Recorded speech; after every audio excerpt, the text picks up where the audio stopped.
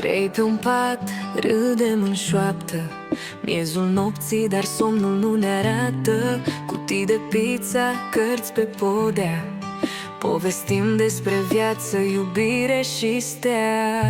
Căminul e mic, dar inima-i mare, ne strângem cu toții la fiecare sărbătoare. Și chiar dacă mâine avem de învățat, azi dansăm, uităm de tot ce-i stresat.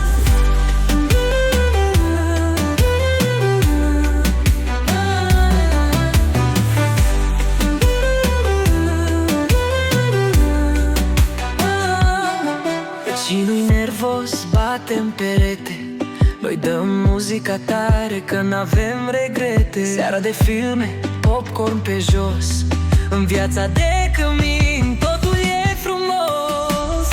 Căminul e mic, dar inima-i mare, ne strângem cu toții la fiecare sărbătoare. Și chiar dacă mâine avem de învățat, azi dansăm, uităm de tot ce-i stresat.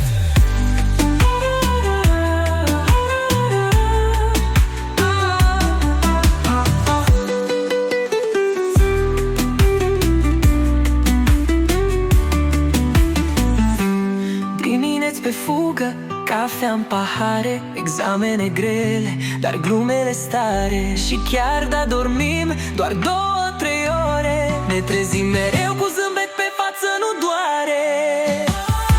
Căminul e mic, dar inima-i mare, ne strângem cu toții la fiecare sărbătoare. Și chiar dacă mâine avem de învățat, azi dansăm, uităm de tot ce-i stresat.